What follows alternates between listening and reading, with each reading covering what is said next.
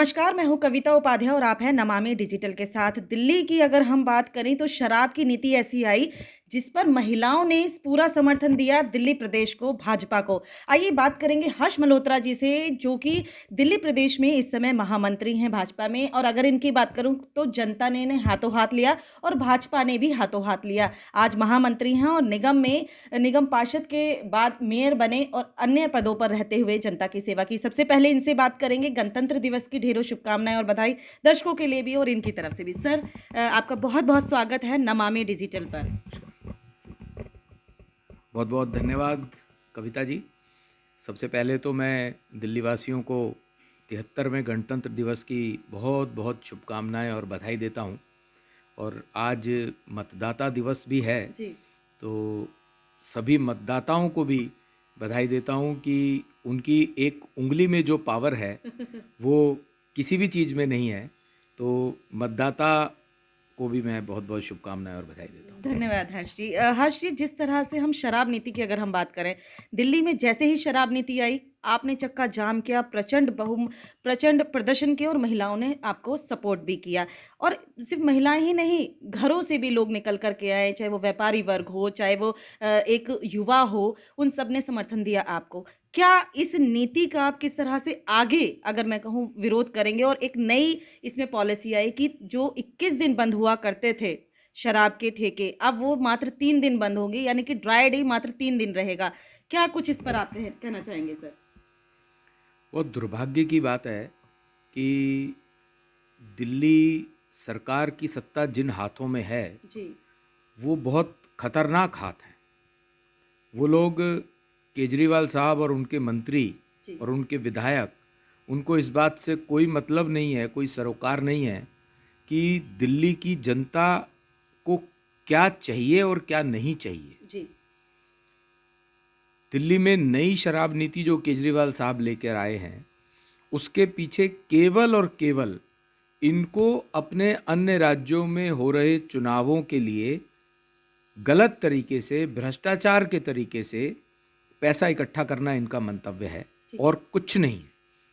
आप देखिए, इस नई शराब नीति से पहले दिल्ली में शराब की 300 के करीब दुकानें हुआ करती थी। ठीक है। नई शराब नीति में ये बढ़ चढ़कर बोलते हैं कि हम हर वार्ड में 3 शराब की दुकानें खोलेंगे। अरे भैया, हर वार्ड में 3 स्कूल खोलने थे, हर विधानसभा में एक कॉलेज खोलना था, जी। हर विधानसभा में एक बड़ा हॉस्पिटल खोलना था। 7 सालों में, 7.5 सालों में इन्होंने ना तो कोई नया स्कूल खोला है, ना नया कोई हॉस्पिटल बनाया है और ना ही नया कोई कॉलेज खोला है। उसकी जगह पर ये दे क्या रहे हैं? पीने के लिए गंदा पानी दे रहे हैं, लेकिन शराब परोस रहे हैं और होम डिलीवरी तक करने को तैयार बैठे हैं। जी। इनकी नई नीति के आधार पर 849 दुकानें शराब की खुलेंगी। इसके अलावा 4000 जगह पे शराब परोसी जाएगी, चाहे वो बैंकेट हॉल हो। पहले उनको हर इवेंट के लिए लाइसेंस लेना पड़ता था, अब उनको ब्लैंकेट लाइसेंस दे दिया जाएगा, चाहे वो बैंकेट हॉल हो, चाहे रेस्टोरेंट्स हो। तो दिल्ली को ये शराब की नगरी बनाना चाह रहे हैं और इनको इस बात से कोई मतलब नहीं है कि दिल्ली का युवा या लॉ एंड ऑर्डर सिचुएशन जी। क्या होगी। जी। आप शराब की दुकान, आप खुद ही सोचिए, अगर आपके मोहल्ले में शराब की दुकान खुल जाएगी जी। तो घर की माताएं बहनें कैसे निकलेंगी बाहर? शाम को शराब की दुकान पर ऐसे भीड़ लगी होती है जैसे फ्री में बट रही हो। निश्चित तौर पर। तो कोई भी व्यक्ति ये नहीं चाहता कि गली मोहल्ले में दुकान खुले। ये केवल और केवल क्योंकि पहले जो शराब के रिटेलर्स थे उनकी कमीशन 2% से 1.5% से 2% थी। अच्छा। अब वो 12% कर दिया इन्होंने जी। नई शराब नीति में।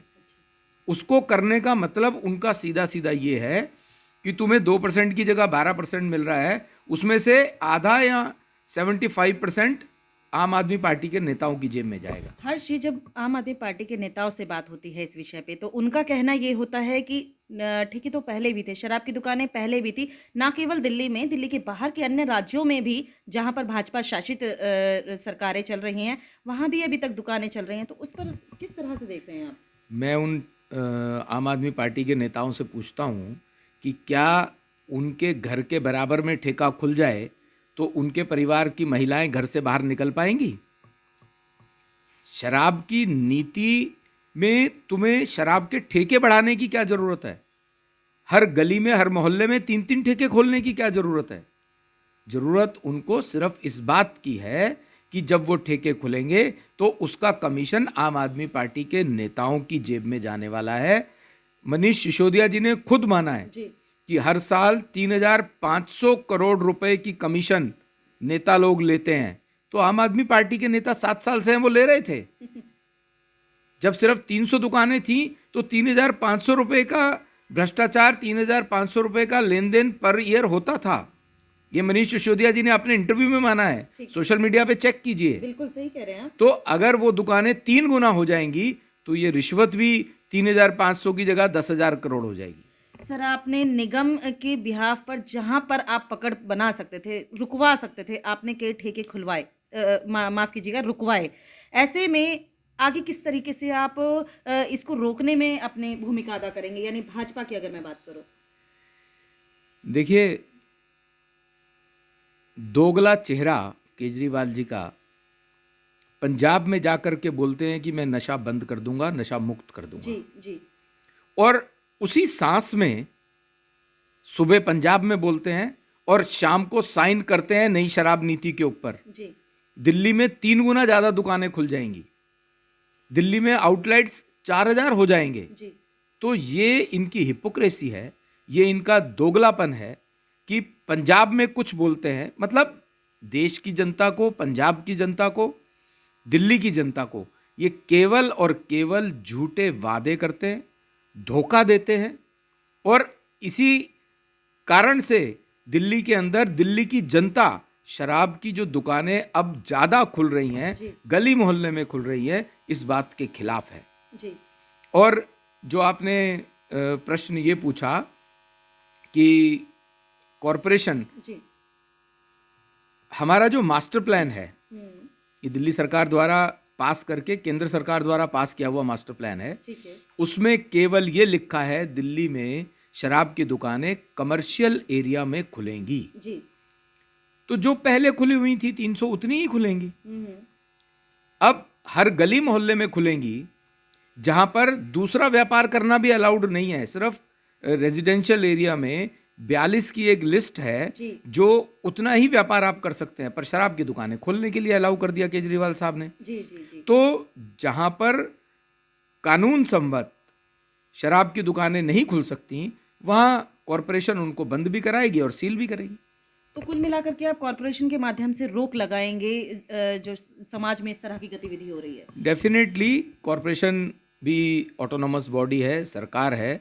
जहां पर जो चीज़ अलाउड नहीं है वहां पर वो चीज़, शराब की दुकान कैसे खुलेगी? ड्राई डे के बारे में क्या कहेंगे सर, जो 3 कर दिए गए? 21 हुआ करते थे पूरे वर्ष में और अब 3 ही रहेंगे। केजरीवाल साहब, मैंने बताया कि उनको सिर्फ पैसे से मतलब है, उनको इस बात से कोई मतलब नहीं है कि हमारे त्योहारों पर पहले शराब की दुकानें बंद रहती थीं। तो मुझे अच्छे से ध्यान है कि होली से 2 दिन 3 दिन पहले भी ड्राई डे डिक्लेयर कर दिया जाता था। जी जी। आज इन्होंने वो जो 21 ड्राई डे शराब की दुकानों के दिल्ली में हुआ करते थे वो घटा करके 3 कर दिए हैं।